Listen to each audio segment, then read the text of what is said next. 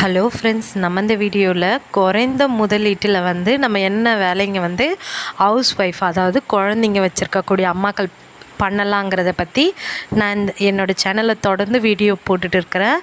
பார்க்காதவங்க போய் வீடியோ பாருங்கள். நல்லா ஒரு மோட்டிவேஷ்னலாக இருக்கும். நீங்கள் ஆல்ரெடி உங்களுக்கு அந்த வேலைங்கள்லாம் தெரியும்னாலும் என்னென்ன ட்ரிக்ஸ் எல்லாம் நீங்கள் யூஸ் பண்ணி உங்களுடைய பிஸ்னஸை நீங்கள் இம்ப்ரூவ் பண்ணலாம் அப்படிங்கிறதையும் நான் அதில் டீட்டெயிலாக சொல்லியிருப்பேன். உங்களுக்கு மேலோட்டமாக தான் ஐடியா இருக்கும். இந்த பிஸ்னஸ் பண்ண இவ்வளோ தான் ப்ராஃபிட் வரும் அப்படி இருக்கும். இன்னும் அந்த பிஸ்னஸை நீங்கள் எந்த மாதிரிலாம் நீங்கள் பெரிய லெவலில் எடுத்துகிட்டு போனோம், எவ்வளோ பைசாங்க உங்களால் மாதத்துக்கு ஏர்ன் பண்ண முடியுங்கிறத பற்றி தான் நான் இதில் டீட்டெயிலாக சொல்ல போகிறேன். நம்ம சேனலை சப்ஸ்கிரைப் பண்ணாமல் நீங்கள் பார்க்குறீங்கன்னா மறக்காமல் சப்ஸ்கிரைப் பண்ணிக்கோங்க. பக்கத்தில் இருக்கிற பெல் பட்டனை கிளிக் பண்ணிக்கோங்க. அப்போ தான் நான் போகிற வீடியோவோட நோட்டிஃபிகேஷன் வரும்.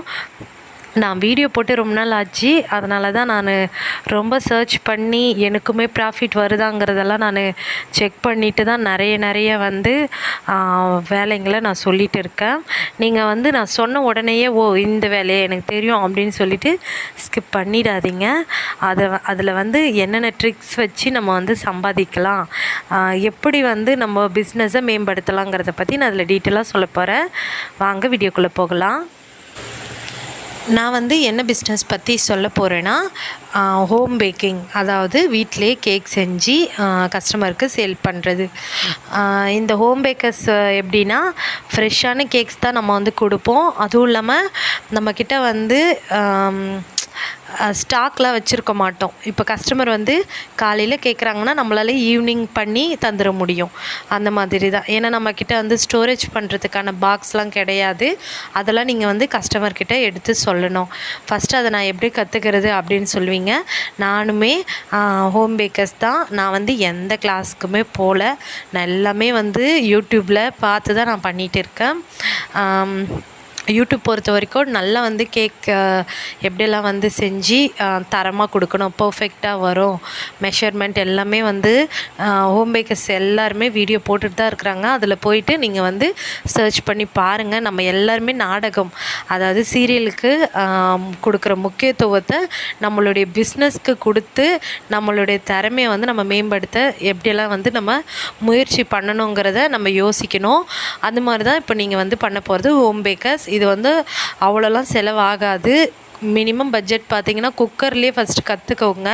அப்புறம் உங்களுக்கு ஒரு பைசா வர ஆரம்பிக்குதுன்னா அப்போ நீங்கள் ஓடிஜி வாங்கிக்கோங்க. ஓவன் வாங்கக்கூடாது. பேக்கிங் பொறுத்த வரைக்கும் ஓடிஜி வாங்குறது பெஸ்ட்டு. நானுமே அப்படி தான் பண்ணியிருக்கேன். அதுக்கப்புறம் பார்த்திங்கன்னா, உங்களுடைய வாட்ஸ்அப்பில் நீங்கள் போடலாம். நான் வீட்டிலையே ஹோம்மேட் கேக் பண்ணுறேன் அப்படிங்கிறப்போ டேஸ்ட்டுக்கு, அதாவது சாம்பிள் கேக் மாதிரி நீங்கள் உங்கள் பக்கத்து வீட்டுங்களுக்கு, உங்கள் குழந்தைங்களோட அம்மாவுக்கு, அதாவது ஃப்ரெண்ட்ஸோட அம்மாவுக்கு, உங்கள் குழந்தைங்களோட ஃப்ரெண்ட்ஸ் இருப்பாங்கள்ல, ஸ்கூல் படிக்கிற ஃப்ரெண்ட்ஸ், அவங்களோட அம்மாவுக்கு இந்த மாதிரி நீங்கள் சாம்பிள் கொடுக்கறது மூலமாக உங்களுக்கு நிறைய புது கஸ்டமர்ஸ் கிடைப்பாங்க. யாருக்கிட்டேயாவது பேசும்போது கூட நீங்கள் நார்மலாக நான் வீட்டிலேருந்தே பண்ணுறப்ப அவங்க யாருக்காச்சும் வேணும்னா சொல்லுங்கள், இவங்க வாங்கியிருக்காங்க, அவங்க வாங்கியிருக்காங்க அப்படின்னு சொல்லி நீங்கள் பேசலாம். நீங்கள் எஃப்எஸ்எஸ்ஐ சர்டிஃபிகேட்டுன்றது வேணும். அதையும் நீங்கள் வாங்கிட்டிங்கன்னா நீங்கள் காலேஜ் கேன்டீனாக இருக்கட்டும், இப்போ ஏதாவது ஒரு பெரிய ஃபெஸ்டிவல் நடக்குது, இப்போது கோவில் திருவிழா அந்த மாதிரி ஏதோ ஒரு விஷயம், அப்படி இல்லாட்டி எங்கேயாவது ஒரு சின்ன கண்காட்சி மாதிரி வைக்கிறாங்கன்னா அந்த மாதிரி இடத்துல கூட இப்போ ஐஸ்கிரீம் கடை, அந்த மாதிரி கடை மாதிரி நீங்கள் உங்களுடைய பேக்கிங் ஷாப்பை புதுசாகவே நீங்கள் ஓப்பன் பண்ணி நீங்கள் அங்கே சேல் பண்ணலாம். உங்களுக்கு நிறைய ஆப்ஷன் இருந்துகிட்டே தான் இருக்குது. பேக்கிங் பொறுத்த வரைக்கும் என்கிட்ட யார் வாங்குவாங்க அப்படியெல்லாம் நீங்கள் சொல்லாதீங்க. கேக் பேக் பண்ணலாம். பிஸ்கெட்டு, சின்ன டீ கடைங்களுக்கு உங்களுடைய பிஸ்கெட்ஸ் கொடுக்கலாம். 2 பிஸ்கெட் 10 ரூபாய் அந்த மாதிரி ரேஞ்சில் உங்களுடைய தரத்தை நீங்கள் எப்படியெல்லாம் உயர்த்தணுன்றதை பற்றி பார்க்கலாம்.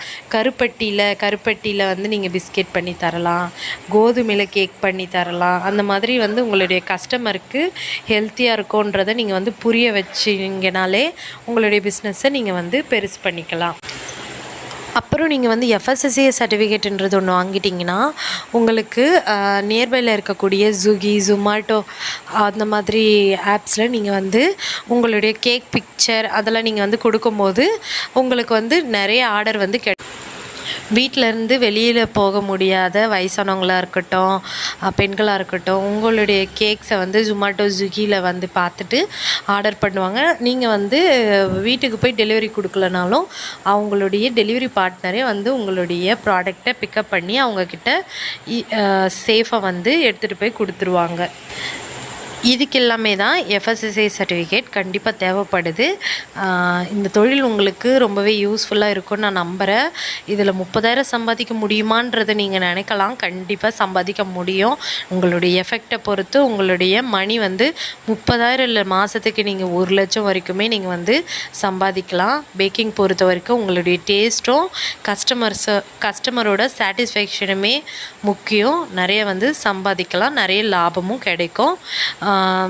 இன்னொரு வீடியோவில் இன்னொரு தொழில் பற்றி நான் வந்து சொல்கிறேன். தேங்க்ஸ் ஃபார் வாட்சிங். நன்றி, வணக்கம்.